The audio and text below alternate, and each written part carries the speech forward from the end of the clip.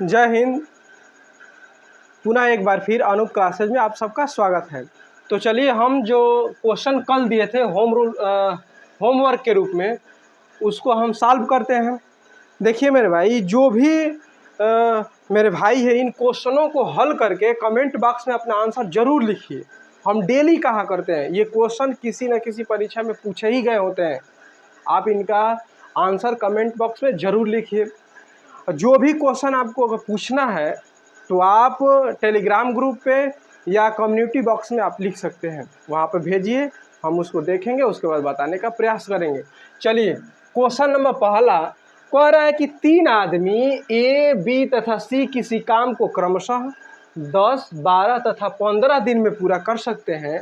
तीनों एक साथ काम करना शुरू करते हैं तथा ए 3 दिन बाद काम छोड़ता है।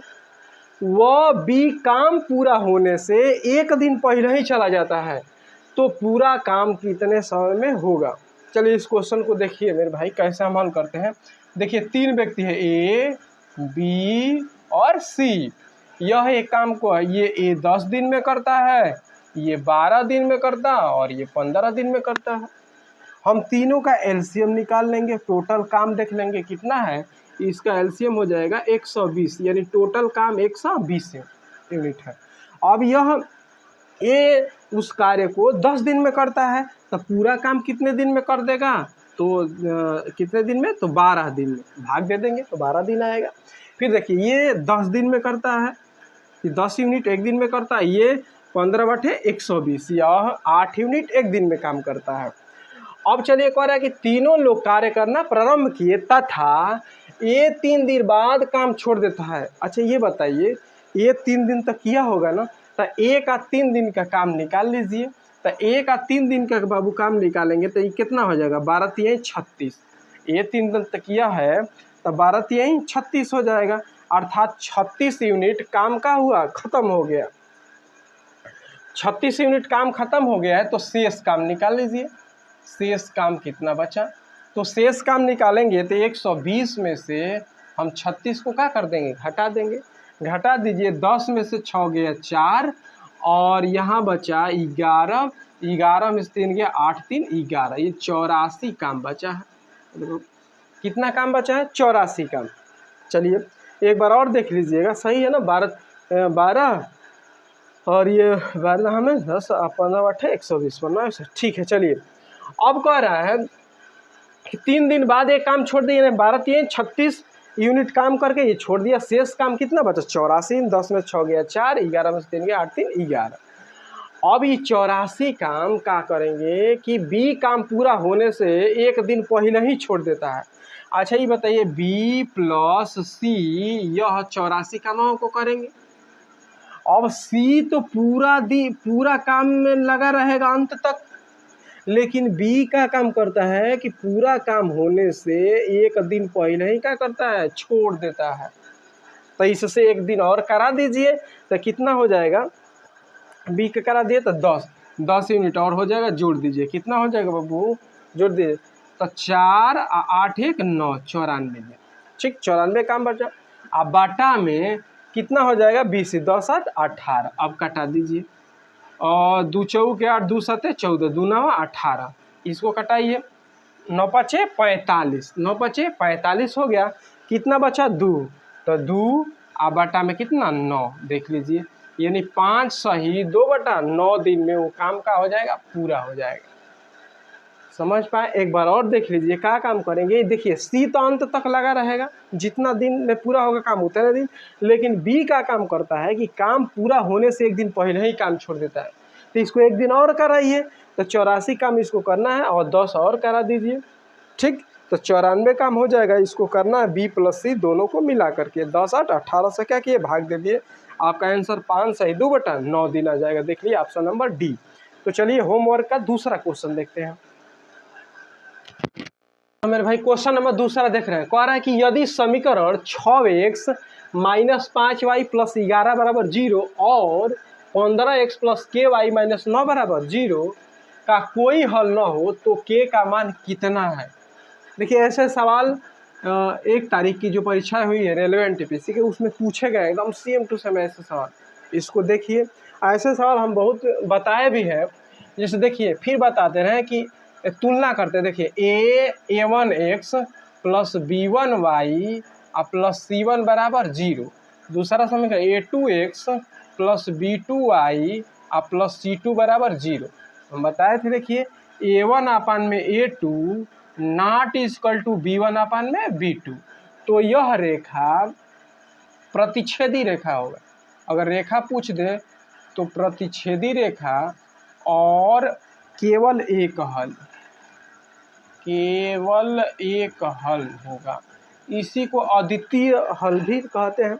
दूसरा देखिए a2 अपान a1 अपान में a2 इजकल टू b1 अपान में b2 और नॉट इजकल टू c1 अपान में c2।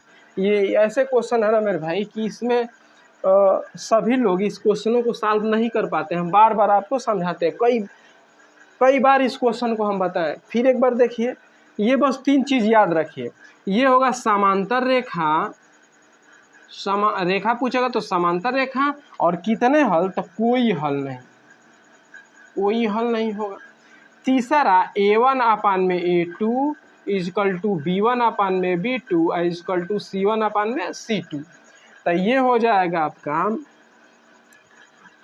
संपाती रेखा। रेखा पूछे तो संपाती रेखा होगा, और हल पूछे तो अनंत हल। अनंत हल देख लीजिए, इसको अगर याद है तो आप इसको, चलिए देखिए अब देखिए क्वेश्चन पढ़िए। कह रहा है ना कि कोई हल नहीं है। कौन सा कंडीशन है, ये वाली दूसरी कंडीशन बनेगी, कोई हल नहीं। अब देखिए a1 अपान में a2, तो a1 अपान में a2 चिन्ह सहित रखिए, 6 बटा में कितना ना 15 बराबर। अब -5 अब बटा में कितना k, ठीक ना। अब यहीं से आप हल कर लीजिए बराबर। अब देखेंगे तो 11 बटा में कितना हो जाएगा -9, जो कि बराबर नहीं है। यही अब दुए को करके और यहीं पे करते हैं। चलिए तो 6 के बराबर कितना होगा -5 गुणे 15, तो k बराबर -5 गुणे 15 बटा में 6। चलिए देखिए 2 तिहाई 6, 2 तिहाई 6 हो जाएगा, अरे नहीं 3 दूनी के 6, 3 पचे 15, तो k बराबर -25 बटा में 2। अब इसको भाग दीजिए, तो k बराबर माइनस कटाइए 2 एकम में 2, 2 दूनी के 4, 2 पचे 10, यानी k का मान कितना हो जाएगा -12.5। देख लीजिए कौन सा ऑप्शन है, ऑप्शन नंबर सी। देख रहे हैं कितना आसान है। इसको बस याद रखेंगे ये तीनों चीज़ ना, तो हल कर लेंगे। कभी कभी ना इस क्वेश्चन से रेखा के बारे में पूछ देता है कि कौन सी रेखा है, जैसे 2 समीकरण दे देगा। अब यही क्वेश्चन सेम होता, अब कहता ना कि कौन सी रेखा होगा, तो समांतर रेखाएं होगी। ये होमवर्क का क्वेश्चन। चलिए तीसरा नंबर देखते हैं क्वेश्चन। चलिए मेरे भाई क्वेश्चन नंबर तीसरा देखिए। कह रहा है समांतर श्रेणी -50 -47 -44 में 20वां पद ज्ञात कीजिए। देखिए इस क्वेश्चन को कैसे हल करते हैं। पहले 20वां पद, 34वां पद, 22वां पद कुछ का है। पहले एक काम कीजिए, हाई ए का मान है, ए बराबर कितना हो जाएगा -50, और डी का मान निकालेंगे ना, इसको कहते हैं सारवंतर। यानी अगले वाले पद में से पिछले वाले पद को, किसी भी पद को घटा दीजिए। देखिए इसमें से इसको घटाइए, इसमें से इसको घटाइए, उतना ही आएगा। चलिए घटाइए, इसमें से -47 माइनस घटाएंगे, कितना घटाएंगे तो -50, तो -47 हो जाएगा। अब माइनस माइनस मिल करके कितना हो जाएगा 50 हो जाएगा। अब क्या काम करेंगे, घटाइए, 50 में से 47 जाएगा तो कितना हो जाएगा 47 3 50, तो 3 हो जाएगा। डी का मान 3 हो गया। देखिए इसमें से भी इसको घटा सकते, कोई ज़रूरी नहीं है, सामान्य इसमें अंतर आएंगे। अब ये कौन सा पद पूछ रहा है, ए 20वां पद का करना है, निकालना है। ए 20वां पद का मान निकालना है, तो आप डायरेक्ट लिखिए। सूत्र होता है समांतर श्रेणी का 20वां, तो ए एन बराबर ए प्लस एन माइनस 1 गुणे डी, ये सूत्र होता है। इसी पर रख दीजिए, ए एन के जगह 20वां बराबर ए मतलब कितना है -50 प्लस -50 हो जाएगा, प्लस 20वां ना, तो 20 में से गया कितना होगा 19, गुणे डी का मान 3 अभी निकाले हैं। तो ए 20वां बराबर कितना हो जाएगा -50 प्लस 19 से 57। ठीक, अब घटा दीजिए, तो ए 20वां बराबर कितना हो जाएगा 57 में से 50 घटा दिए तो कितना हो जाएगा 7, यानी समांतर श्रेणी का 20वां पद कितना होगा +7। ये वाला आंसर होगा। देखिए डायरेक्ट अगर करना चाहते हैं ना तो ये होगा 20वां कर रहे हैं तो A प्लस डायरेक्ट लिख दीजिए 19D, 15वां करेगा तो A प्लस 14D वो घटा करके। अब देखिए A मतलब कितना हो गया -50 और +19 और D मतलब 3। देखिए डायरेक्ट यहाँ आप पहुँच जाएंगे यहाँ तक, यहाँ डायरेक्ट। अब ये हो जाएगा -50 19 57, घटा दिए कितना हो जाएगा 7। समझ पाए हैं? तो अभी समांतर श्रेणी के क्वेश्चन हल करते समय इसी नियम का प्रयोग कीजिएगा, इस प्रकार में नहीं, ठीक ना। ये भारी होगा, उससे आसान ये है कि आप तुरंत एक घटा कर क्या करेंगे लिख देंगे, तुरंत आ जाएगा। तो होमवर्क का ये क्वेश्चन ख़त्म हो गया। अब हम फिर जो क्वेश्चन पूछे जा रहे हैं उसको फिर देखते हैं। तो चलिए मेरे भाई, जितने भी हम होमवर्क के क्वेश्चन दिए हैं उसको समाप्त कर दिए, हल करा दिए, अपना आंसर मिलाइएगा। चलिए अब क्वेश्चन नंबर फिर हम एक बता रहे हैं आपको। कह रहा है कि 5 3 7 3 6 में 7 के स्थानीय मान और आंकिक मान का योग ज्ञात कीजिए। अब इसको देखिए हम कैसे कर रहे हैं, इस संख्याओं को लिख लीजिए 5 3 7 3 6। इसमें पूछ रहा है केवल 7 के ही बारे में, पर 7 का स्थानीय मान और आंकिक मान का योग ज्ञात कीजिए। और बताइए इस 7 का स्थानीय मान कितना होगा 7 गुणे इसके आगे कितनी संख्या है उतने ही 0, तो कितना हो जाएगा 700। ठीक, स्थानीय मान 700 आ गया। अब कह रहा है इसी संख्या का आपका आंकिक मान निकालना 7 का ही, तो 7 का आंकिक मान 7 होगा। किसी का आंकिक मान न जौन संख्या का आंकिक मान पूछेगा उसका आंकिक मान वही संख्या खुद होगा। जैसे मानिए हम कह देंगे इसमें 3 का आंकिक मान बताइए तो 3 होगा, लेकिन स्थानीय मान 3 नहीं होगा, उसके आगे कितनी संख्या है उतना ही 0 होता है। अब चलिए इन्हीं का योग कर रहा था 700 प्लस 7 बराबर कितना हो जाएगा 707। 707 हो जाएगा। देख लीजिए ऑप्शन कौन है 707, ये ऑप्शन नंबर बी। देखिए मेरे भाई हम फिर 3 क्वेश्चन देते हैं लास्ट में, आज भी देंगे, उस क्वेश्चन को करना मत भूलिए। हम डेली बताते हैं कि उन क्वेश्चनों को आप सॉल्व करके कमेंट बॉक्स में लिखिए। अगर वो क्वेश्चन अच्छे नहीं है तो ये भी उसमें लिख दीजिए कि हाँ आपको कैसे क्वेश्चन चाहिए, कैसे क्वेश्चन आपको नहीं समझ में आते हैं, उसी को हम बताना स्टार्ट कर देंगे। तो चलिए क्वेश्चन नंबर दूसरा देखते हैं, जो कि ये क्वेश्चन बहुत महत्वपूर्ण है। दूसरा कह रहा है कि 2/3, 3/4, 4/5 और 5/6 में सबसे बड़ी और सबसे छोटी भिन्न का अंतर बताइए। ठीक, अब देखिए इसको कैसे हल करते हैं। इन संख्याओं को पहले लिख दिए 2/3, 3/4, 4/5 और कितना है 5/6। अब पहले सबसे बड़ी निकाल लीजिए, यहाँ हम लिख देते हैं सबसे बड़ी संख्या। अब देख रहे हैं इसमें सबसे बड़ी संख्या कौन है, कैसे हल करेंगे। देखिए सबसे बड़ी करना है तो देखो हम एकदम अच्छे तरीके से बता। देखिए 4, इसका गुणा इसमें किया 4 दूनी के 8, इसके कपार पर लिख दीजिए। इसका इसमें तितली के 9। इन दोनों में बड़ा कौन है, ये वाला, इसको मिटा दी, इससे मतलब ना है। अब चलिए अब इन दोनों को तुलना करेंगे। देखिए 5 तिहाई 15, इसको मिटा देंगे, ये बड़ी है तो इसको देखना है। 5 तिहाई 15 और चचौ के 16, इन दोनों में बड़ी कौन है, ये है, इसको मिटा देंगे, इससे कोई मतलब नहीं। अब इसको देखिए ये बड़ा है, इसको मिटाइए। 6 चौके 24 और 5 पचे 25। अब देखिए इन दोनों में बड़ा कौन है, ये बड़ा है, इसलिए सबसे बड़ी संख्या 5/6 होगा। यहाँ लिख देंगे 5/6। सबसे छोटी संख्या, सबसे छोटी संख्या हमें निकालना है, तो अब हम छोटका का लेकर चलेंगे, फिर मिटा दीजिए। अब देखिए गुणा कीजिए 4 दूनी के 8 और तितली के 9, इन दोनों में छोटा कौन है, ये वाला है, इससे मतलब नहीं, इसको भूल जाइए। अब इसको लेकर चलेंगे, यहाँ पे हाथ रख दीजिए। अब इसका गुणा इसमें करिए 5 दूनी के 10 और ये 4 तिहाई 12, इन दोनों में छोटा कौन है, यही छोटा है, तो इसको छोड़ देंगे, इसको हटाएंगे, इससे मतलब ना है। अब इसमें देखेंगे, अब इसको मिटाइए, हमें इससे देखना है। 6 दूनी के 12 और 5 तिहाई 15, अब इसमें देखेंगे छोटा कौन है, यही छोटा है, ये 15 है, ये 12 है, तो 12 ना छोटा है, अर्थात 12 के सामने का है 2/3, तो यह सबसे छोटी संख्या हो जाएगी 2/3। अब देखिए आगे कह रहा है कि सबसे बड़ी संख्या और सबसे छोटी संख्या का अंतर, तो अंतर मतलब घटाना, घटा दीजिए 5/6 माइनस 2/3, यही ना सबसे बड़ी है सबसे छोटी संख्या का अंतर। एलसीएम ले लीजिए कितना 6, तो ये हो जाएगा 5 माइनस 3 दूनी के 6 2, तो 2 दूनी के 4, तो 5 में से 4 गया 1/6, यानी इस सबसे बड़ी और सबसे छोटी संख्या का अंतर कितना होगा 1/6। देख लीजिए ऑप्शन कौन है, ये वाला ऑप्शन। समझ पाए, सबसे बड़ी और सबसे छोटी संख्या ऐसे ही ज्ञात कीजिएगा, तेजी में आता है।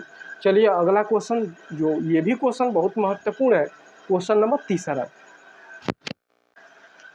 चलिए तीसरा क्वेश्चन देखिए, कह रहा है दो संख्याओं का अनुपात 2:3 है और उनका एलसीएम 120 है, तो दोनों संख्याओं में से सबसे छोटी संख्या ज्ञात कीजिए।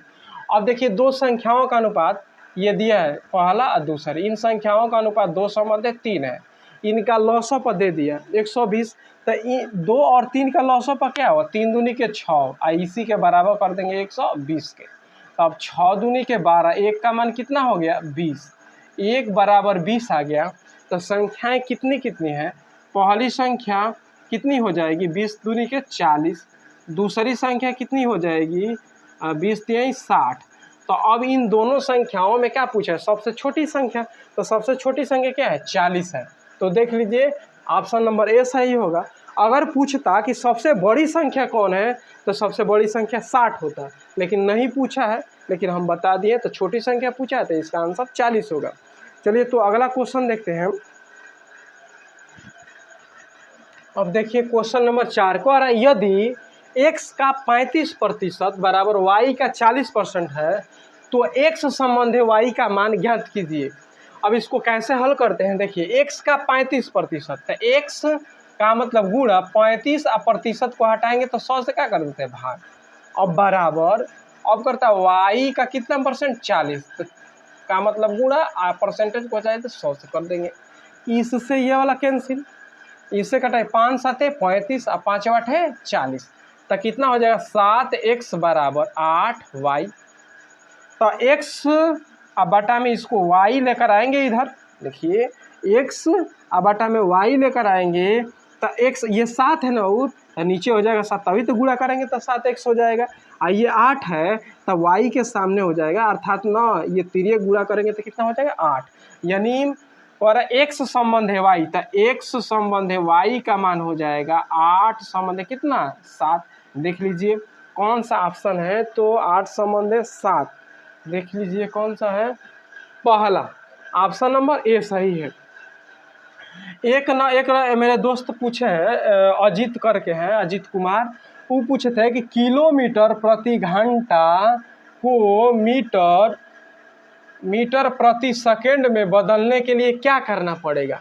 तो देखिए किलोमीटर प्रति घंटा को मीटर प्रति सेकंड में बदलने के लिए क्या काम करेंगे, इसमें देखिए 1 किलोमीटर बराबर 1000 मीटर, तो 1000 लिख देंगे, अब बटा में ये 1 घंटा है, तो 1 घंटा में मीटर प्रति मिनट में पूछे थे वो, सेकंड में नहीं मिनट में, तो 1 घंटा में कितना मिनट 60 मिनट, ऐसे कर देंगे।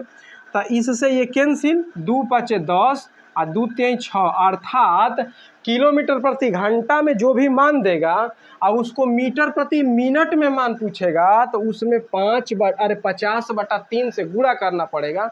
जब गुणा कर देंगे तो इसका मान मीटर प्रति मिनट में आ जाएगा। कभी कभी देखिए ये किलोमीटर प्रति घंटा को मीटर प्रति सेकंड में बदलने के लिए इसमें 5/18 से गुणा करना पड़ता है। याद रखिए, देखिए किलोमीटर है मीटर, किलोमीटर बड़ा है मीटर छोटा है, इसलिए छोटका ऊपर रहेगा बड़का नीचे रहेगा। कभी कभी पूछ दिया जाता है कि मीटर प्रति सेकंड का मान किलोमीटर प्रति घंटा में, तो देखिए यहाँ मेरे भाई क्या होगा कि समझ में नहीं आता है कि 5 ऊपर रहेगा या 18 ऊपर रहेगा, तो इसका एक ही तरीका, ये मीटर देख लीजिए, ये किलोमीटर देखिए, तो मीटर छोटा है, छोटे से बड़े में जाना, इसलिए 18 बड़ा है तो 18 ऊपर हो जाएगा और नीचे हो जाएगा छोटा, तो 5/18 से गुणा करना पड़ेगा, ये याद रखिएगा। किलोमीटर प्रति घंटा को मीटर प्रति सेकंड में 5/18 मीटर प्रति सेकंड को किलोमीटर प्रति घंटा में 18/5 से गुणा करना पड़ेगा। लेकिन वो पूछे थे ये तो इस किलोमीटर प्रति घंटा को मीटर प्रति मिनट में बदलने के लिए उसमें 50/3 से गुणा कर देंगे तो वह मीटर प्रति मिनट में उसका मान निकल कर आ जाएगा। तो डायरेक्ट उसमें गुणा कर दीजिएगा। चलिए अगला क्वेश्चन देखिए। ये क्वेश्चन देखिए, कह रहा 3, 4, 9 के चतुर्थ अनुपाती तथा 2 और 98 के मध्यानुपाती का अनुपात क्या होगा। अब देखिए एक चीज़ आपको याद रखिएगा, जैसे ए, बी और सी का चतुर्थ अनुपाती, याद रखिएगा चतुर्थ अनुपाती, इसका सूत्र होगा कि बी सी बटा में ए और बी का तृतीय अनुपाती पूछता है कभी कभी। तो तृतीय अनुपाती का सूत्र हो जाएगा बी स्क्वायर, ए और बी यहाँ कर देते, ए और बी का, तब बी स्क्वायर बटा में ए, ठीक। मध्यानुपाती, ए और बी का मध्यानुपाती, बी का ये याद करना पड़ेगा मध्यानुपाती। जी मेरे भाई को अगर ये याद होगा वो क्वेश्चन कर लेंगे। देखिए √a इंटू बी, इसको कई बार हम बताएं, नहीं जानते कहीं इसको नोट कर लीजिए। अब देखिए कह रहे कि ए, बी और सी का चतुर्थ अनुपाती ज्ञात कीजिए। 3 संख्याएं हैं तो 3 संख्या के चतुर्थ अनुपाती ज्ञात करेंगे। तो चतुर्थ अनुपाती ज्ञात कीजिए, ऐसे लिख करके चतुर्थ अनुपाती तो लिखेंगे तो क्या होगा बी सी। तो बी सी मतलब है ना दूगो, 4 × 9 बटा में ए मतलब का 3, हटाइए तितली के 9, 4 × 12 हो जाएगा। मध्यानुपाती निकाल दीजिए, मध्यानुपाती, तो मध्यानुपाती निकालेंगे तो √a इंटू बी, तो a इंटू बी मतलब 2 × कितना 98, तो गुणा कर दीजिए तो कितना हो जाएगा 8 दूनी के 16 और 9 दूनी 18, 1 19, यानी √196 किसका वर्गमूल है 13 का। तो देख लीजिए चतुर्थ अनुपाती 12 हो गया और मध्य अनुपाती 13 निकल कर आया। तो क्या पूछा है, कह रहा है कि इसका अनुपात चतुर्थ अनुपाती और तृतीय अनुपाती का अनुपात बताइए। तो चतुर्थ अनुपाती 12 है और संबंध यह कितना है 13। अब देख लीजिए कहाँ गलती कर दिए, देखिए तुम तितली का 4 × 12, चतुर्थ अनुपाती हो गया बी सी 4 × 9 बटा में 3, तितली के 9, 4 × 12 हो गया। मध्यानुपाती 2 × 98, 8 दूनी के 16 का 6, 1 बचा, 9 दूनी 18, तितली के 9, 4 × 12, नीचे देख लेंगे 8 दूनी के 16 के 6 हाथ में 1, 8 दूनी के 9 दूनी 18, 1 19। तो यह यहाँ देख लीजिए 196 किसका वर्गमूल है 14 का, 169 है किसका 13 का, यही गलती हुआ था तो ये 14 हो जाएगा। अब चलिए तो 12 संबंध है कितना हो जाएगा 14, ठीक। अब कटा दीजिए 2 × 6 = 12 और 2 × 7 = 14, 6 संबंध 7। देख लीजिए आंसर कौन सा है 6 संबंध 7, ऑप्शन नंबर डी सही है। तो ये चीज़ें जो 3 को लिखवाएं इसको याद रखेंगे तो ऐसे क्वेश्चन बार बार परीक्षाओं में पूछे जाते हैं और पूछे भी गए हैं, इसको देख करके जाइए। चलिए अगला क्वेश्चन देखिए। चलिए भाई क्वेश्चन नंबर 7वां देखते हैं। कह रहा है एक दुकानदार अपनी वस्तुओं पर इस तरह मूल्य अंकित करता है कि 20% छूट देने के बाद भी उसे 8% का लाभ होता है। अगर उन वस्तुओं का अंकित मूल्य ज्ञात कीजिए जिसकी लागत मूल्य 500 रुपया है। देखिए वो दुकानदार झूठ बोलता है और वो कह रहा है ना कि देखिए हम 20% आपको छूट पर दे रहे हैं, लेकिन ना उसको 8% का लाभ हो रहा है। क्यों? क्योंकि जितने रुपये में खरीद कर लाया है वो 500 रुपये में खरीद कर लाया, तो स्टिकर ना कुछ अधिक दाम का लगाया है और इस तरह से छूट दे रहा है कि वह ना उसे 8% का लाभ हो रहा है। काहे कि लाभ होगा तभी तो वो दुकानदार अपना चलाएगा। वो झूठ बोलते हैं बेचने के लिए। अब चलिए इसको देखिए कैसे हल करेंगे। पर एक अंकित मूल्य और एक दुकानदार अपनी वस्तुओं को इस पर तरह मूल्य अंकित करता है कि 20% छूट देने के बाद भी उससे 8% का लाभ होता है। तो देखिए इसका एक सूत्र होगा कि अंकित मूल्य बटा में क्रय मूल्य बराबर 100 प्लस माइनस लाभ या हानि बटा में 100 माइनस छूट। देखिए हम लिख दे रहे हैं कि अंकित मूल्य बटा में, इसको याद रखिएगा, बटा में क्रय मूल्य बराबर 100 प्लस माइनस लाभ, अगर लाभ होगा तो जोड़ेंगे, हानि होगा तो वो क्या कर देंगे, घटा देंगे। अब बटा में 100 माइनस छूट % या छूट, देख लीजिए। इसी सूत्र को क्या के लीजिएगा, आप लिख लीजिएगा कहीं। अब देखिए अंकित मूल्य क्या करना है, ज्ञात करना है। तो मान लीजिए अंकित मूल्य x और लागत मूल्य को ही क्रय मूल्य कहते हैं, तो ये 500 रुपया 500 कर लीजिए बराबर। अब देखिए 8% का उसे क्या हो रहा है, लाभ, तो 100 में जोड़ दिए 108, अब बटा में 100 माइनस छूट प्रतिशत, 100 माइनस छूट प्रतिशत कितना, 20% का छूट, तो 100 में 180 घटा देंगे कितना हो जाएगा, अरे 20 घटा देंगे तो 80। अब कटा दिए, 0 से 0 कैंसिल, 2 दूनी के 4, 2 पचे 10, 2 चौके 8, इसको कटा दिए, 4 दूनी के 8, 4 सते 28, कितना हो गया। अब देखिए x बराबर 25 गुणे 27, अब गुणा कर दीजिए, x बराबर 25 साते 175 के 5, हाथ में लगल 17, अब 25 दूनी 50 और 17 जोड़ दीजिए तो कितना हो जाएगा, 67, यानी 675 रुपया। उस वस्तु का अंकित मूल्य कितना होगा, 675 रुपया। देख लीजिए कौन सा है, ये ऑप्शन नंबर डी सही है। देखिए ये क्वेश्चन बहुत महत्वपूर्ण है, ये क्वेश्चन पूछे ही गए और पूछे भी जाते हैं ये क्वेश्चन, ये लाभ हानि चैप्टर से। चलिए तो अगला क्वेश्चन देखते हैं, क्वेश्चन नंबर 8वां, जो कि वो भी महत्वपूर्ण क्वेश्चन है।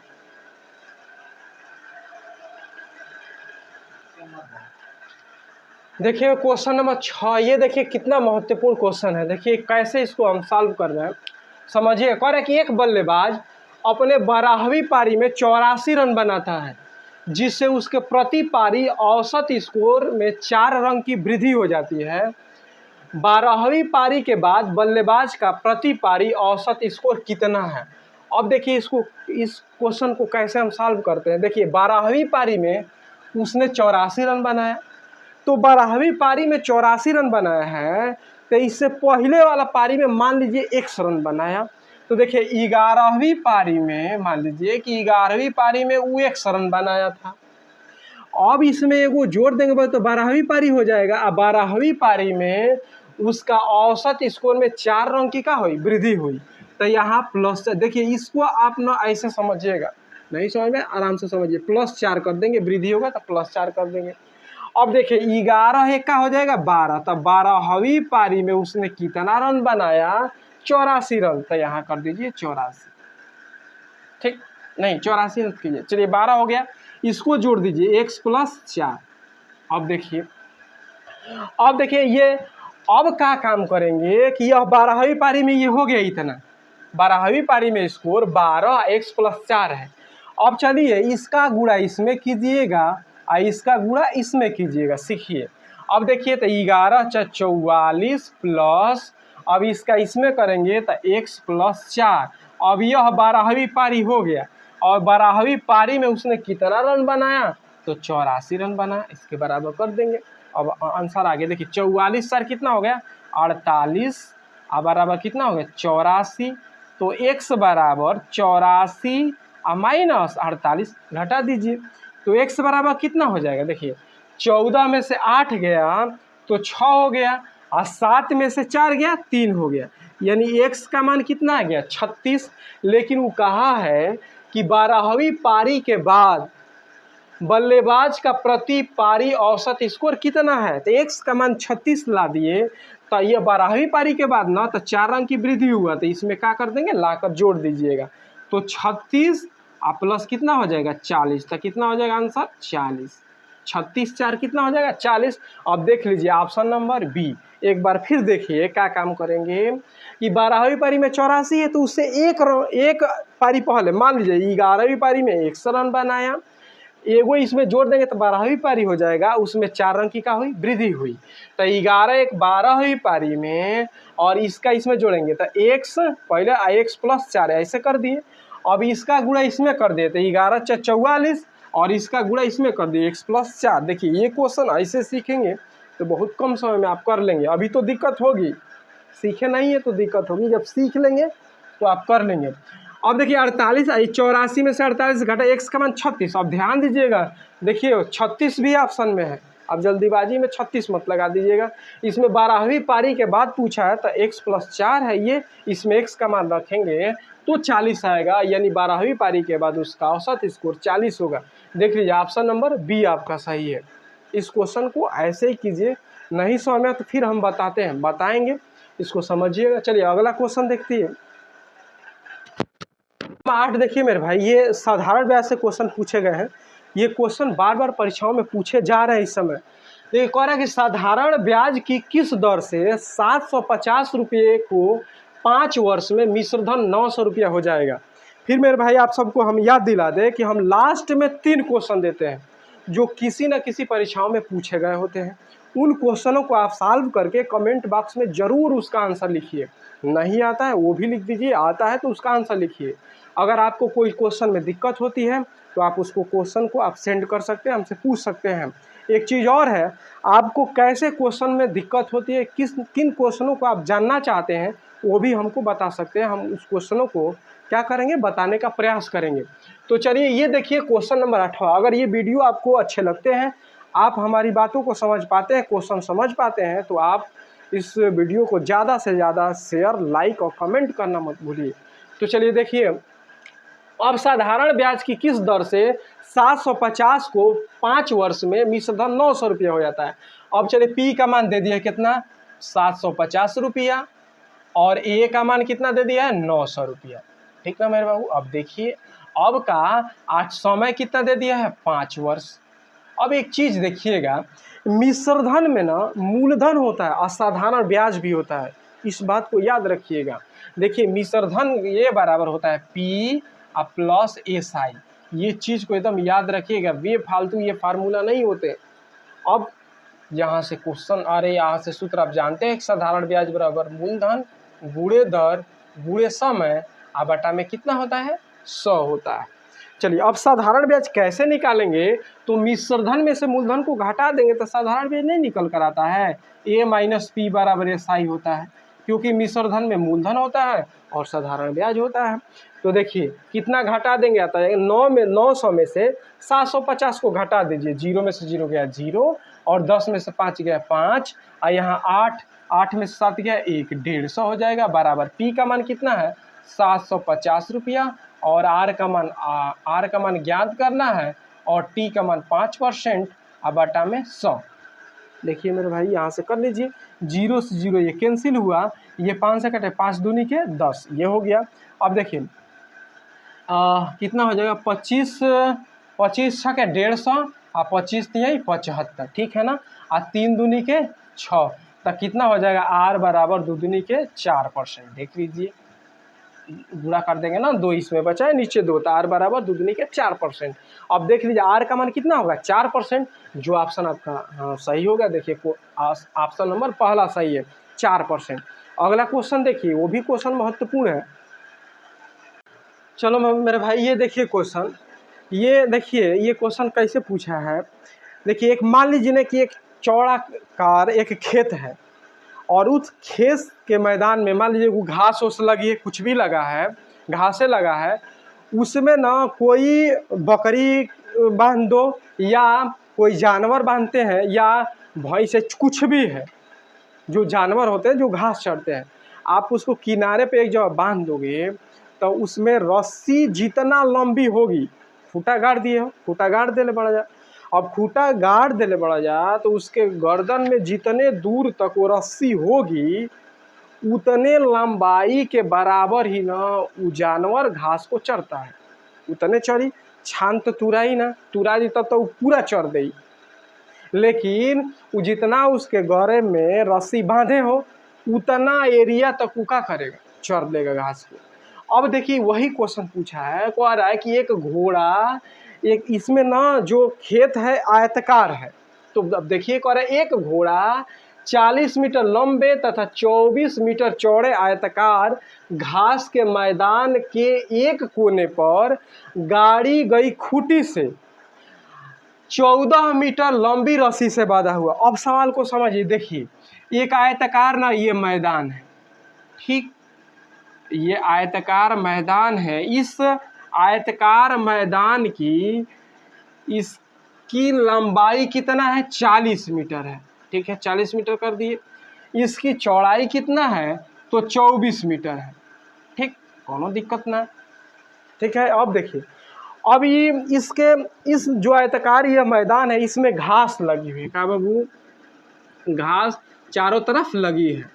अब क्या हुआ कि एक घोड़े को इस आयताकार मैदान के कोई एगो किनारे पर खूंटी गाड़ दीजिए, हम मान लीजिए कि वह यहाँ पे खूंटी गाड़ दिया, और वो रसरिया देखो कितना है 40 मीटर लंबी है। वो रसरिया कितना मीटर लंबी है 40 मीटर, इसकी लंबाई, रस्सी की लंबाई कितना है वो 40 नहीं 14 है, तो 14 मीटर लंबी है, ठीक। अच्छा ये बताओ जब यह 14 मीटर लंबी रस्सी है तो यह रस्सिए का ना जितना एरिया, देखिए इतनी रस्सी है तो इतना ही एरिया में ना वो घसिए को चढ़ेगा, इतना बताइए। अगर ये घस इतना रस्सिया अगर तुरा लेगा तो कुल कहीं चढ़ सकता है, लेकिन क्वेश्चन देखिए उससे तो मतलब है ना, ये खूंटी बांध दिया, ये रस्सी जितनी लंबाई है उतना ही एरिया में नहीं है, इतना ही ना घसिया वो चढ़ेगा, इतना ही एरिया के। अब देखिए तो कह रहा है ना, अब क्वेश्चन ही पूछा है कि घोड़ा खेत के कितने क्षेत्रफल तक चढ़ सकता है, वह घोड़ा कितने क्षेत्रफल तक उस घास को उस घास के मैदान को कितने क्षेत्रफल तक चढ़ सकता है। अब देखिए, अब ये देखो ये एक प्रकार का त्रिज्यखंड बन रहा है, देखिए यह एक प्रकार का त्रिज्यखंड है। तो त्रिज्यखंड का क्षेत्रफल का सूत्र होता है, देखिए दो तरीके से बताएंगे।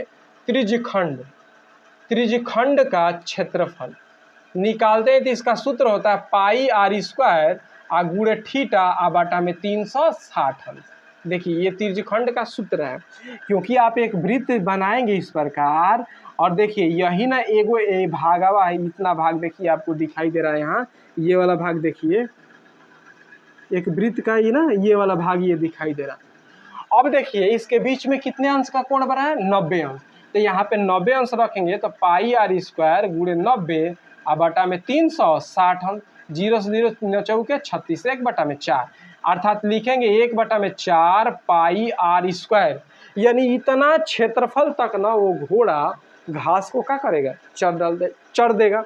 अब देखिए इसका क्षेत्रफल निकालते हैं 1 बटा में 4 और पाई के माना 22 बटा में 7 और आर का माना कितना ये रसरिया इतना है, तो यही ना इसकी त्रिज्या है, तो कितना होगा 14, तो 14 गुणे कितना हो जाएगा 14। अब कटा दीजिए, देखिए 7 दूनी के 14, ठीक ना, और 2 दूनी के 4 और हो जाएगा 11, 11 44 के 4 हाथ में लगा 4 और 11 कम 11 4 15, यानी 154 मीटर स्क्वायर। देख लीजिए ऑप्शन में 154 मीटर स्क्वायर। एक चीज़ देखिएगा मेरे भाई, अगर ऐसे क्वेश्चन आ जाए ना तो आप इस पर इतना मत देखिएगा, आप डायरेक्ट कीजिएगा। देखिए यह एक वृत्त का ना ये 4 गो भाग है, 4 गो भाग में यही भाग है, तब नीचे कितना भाग है 4, तो नीचे 4 लिखते हैं, 4 भाग में कितना भाग है 1, तो 1 ऊपर और गुणे पाई आर स्क्वायर। डायरेक्ट इस सूत्र का उपयोग कर दीजिएगा। ये त्रिज्यखंड का है, तो 154 मीटर स्क्वायर इस क्वेश्चन का यही आंसर होगा। समझ पाए, तो इस क्वेश्चन को ऐसे ही कीजिएगा। चलिए अगला क्वेश्चन देखिएगा। अब देखिए मेरे भाई ये क्वेश्चन नंबर 10वां देखिए, ये कह रहा है कि एक आयताकार ना मैदान है, एक आयताकार मैदान है, उस आयताकार मैदान के चारों तरफ बाहर की तरफ, चारों यानी बाहर की तरफ 2 मीटर चौड़ा ना एक रास्ता बनाया गया है, और उस रास्ता पे पत्थर बिछाया चाहे कंकड़ चाहे रोड़ी बिछाया गया है। तो वो कह रहा है ना कि रास्ते का क्षेत्रफल ज्ञात कीजिए। अब देखिए इसको कैसे हम हल कर रहे हैं, देखिए पहले चित्र बना रहे हैं। एक आयताकार ना यह मैदान है, बना लीजिए आयताकार मैदान, हम बना रहे हैं, देखते रहिएगा समझिए इसको। ये एक आयताकार मैदान है, इस आयताकार मैदान के बाहर की तरफ, देखिए अंदर की तरफ नहीं, ये भी पूछा जाता है, ये बाहर की तरफ कह रहा है तो बाहर की तरफ बनाइए। ऐसे ऐसे ना एक प्रकार का रास्ता बना है, देखिए ये रास्ता बन गया, ठीक, ये बाहर की तरफ है, ठीक ना, ये तीर बना रहा है कि यह रास्ता कैसे है, ये 12 तरफ बाहर की तरफ है। और ये कह रहा है कि एक मैदान की लंबाई 31 मीटर है, ये मैदान है, इस मैदान की लंबाई कितना है 31 मीटर, ठीक, और इसकी चौड़ाई कितना है 14 मीटर है, ठीक है, कोई दिक्कत ना है। अब देख लीजिए इसको आप दो विधियों के माध्यम से कर सकते हैं। एक विधि ये होगा कि पूरा ना इसको विस्तार से करेंगे तो रास्ते सहित आयत का क्षेत्रफल निकालेंगे। हाँ 31 है ना, तो 2 मीटर है, कितना मीटर रास्ता चौड़ा है 2 मीटर। अब इसको हम 2 मीटर ऐसे कर दे रहे हैं, 2 मीटर 2 मीटर यह है, तो यहाँ भी हो जाएगा कितना 2 मीटर। चारों तरफ 2 मीटर है। यहाँ आप देखेंगे ये वाला तो 2 मीटर होगा, फिर यहाँ से ये देखेंगे तो 2 मीटर होगा, क्योंकि चारों तरफ बराबर है, 2 मीटर का रास्ता है।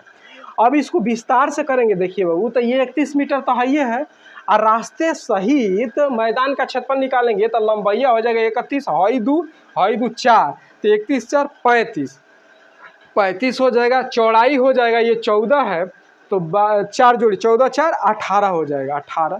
तो रास्ते सहित मैदान का क्षेत्रफल ये हो जाएगा 35 गुणे 18 गुणा करेंगे, उसके बाद पूरा निकालेंगे, उसके बाद इसको निकालेंगे, पूरे में से इसको घटाएंगे तो जाके निकलेगा रास्ते का क्षेत्रफल। वैसे करेंगे तो बहुत टाइम लगेंगे गुणा जोड़ने में और गुणा करने में, इसीलिए आपको कम समय में करना है तो कुछ चीज़ें आपको याद करने पड़ेगी। देखिए डायरेक्ट हम निकाले रास्ते का क्षेत्रफल, रास्ते का क्षेत्रफल अगर वह रास्ता बाहर की तरफ बना है तब के लिए, बाहर के लिए बना है तो आप इस सूत्र का उपयोग कीजिए। देखिए 2W L + B + 2W, ये रास्ते का क्षेत्रफल निकल जाएगा जब वो रास्ता के बाहर हो। अगर किसी आयताकार मैदान के बाहर की तरफ अगर कोई रास्ता बना है तो उसके लिए डायरेक्ट ये सूत्र होगा W ना बाबू, यह रास्ता का, यह रास्ते की लंबाई है, चाहे चौड़ाई कह लीजिए, ठीक। अब देखिए 2 गुणे रास्ता कितना 2 मीटर लंबा चौड़ा है तो 2 कर लेंगे, L मतलब लंबाई कितनी है 31, B मतलब कितना है चौड़ाई इसकी कितनी है 14 मीटर, प्लस 2 गुणे रास्ता कितना मीटर 2 मीटर। अब हल कर लीजिए, ये हो जाएगा 2 दूनी के 4। अब ये अंदर वाला चीज़ पहले कोष्टकों को तोड़ लीजिए, 14 और 2 दूनी के 4। अब कर लीजिए 4 गुणे, इसको जोड़िए 4 4 8 8 1 9, ठीक है, और 3 1 4 49, ठीक है ना बाबू। देखिए 4 4 8 8 1 9 और 3 1 4, 9 चौक के 36 के 6 3 बचा, और चौचौ के 16 3 19, यानी 196 मीटर हो जाएगा का रास्ते का क्षेत्रफल निकल कर आया। याद रखिए जब रास्ता आयताकार मैदान के बाहर बना होगा तो 2W L + B + 2W होता है। देख लीजिए 196 हो गया। अब कह रहा है ना कि 1 मीटर, जब ना 1 मीटर रास्ते पर जब रोरी बिछा रहे हैं तो 7 रुपये का खर्च गिर रहा है। तो यह पूछ रहा है कि 196 मीटर स्क्वायर का रोरी बिछाएंगे तो कितना रुपया खर्च होगा। तो बस गुणा कर देंगे 196 में किस से कर दीजिए 7 से, तो 7 6 के 42 के 2 हाथ में लगल 4, ठीक है ना बाबू। 9 7 63 और 63 4 67 के 7 हाथ में लगल 6 और 7 1 में 7 6 6 6 12 1 13, यानी 1372 रुपये का लगेगा रोरी बिछाने का खर्च लगेगा। देख लीजिए ऑप्शन नंबर ए सही है। देखिए मेरे भाई अगर ऐसे करेंगे तो कम टाइम में होगा, हम सिखा रहे हैं इसलिए टाइम लग रहा है, सीख जाएंगे तो आप कम समय में करेंगे। तो चलिए फिर हम आपको होमवर्क में 3 क्वेश्चन देंगे जो कि परीक्षाओं में पूछे गए होते हैं। आप उन क्वेश्चनों को, हम डेली कहते हैं यार, उन क्वेश्चनों को सॉल्व करके कमेंट बॉक्स में लिख दीजिए कीजिए। चलिए तो 3 क्वेश्चन देखते हैं।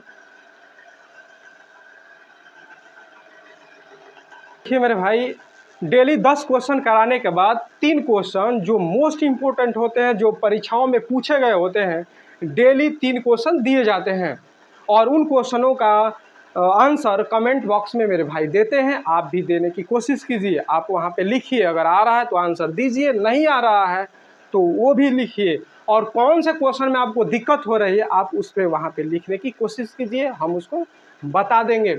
अब चलिए देखिए ये आज भी 3 क्वेश्चन हम दे रहे हैं, इसका आंसर आप कमेंट बॉक्स में लिखिए, आप इसका स्क्रीनशॉट ले लीजिए। तो चलिए आज का क्लास बस इतना ही, आज के लिए इतना बस। जय हिंद।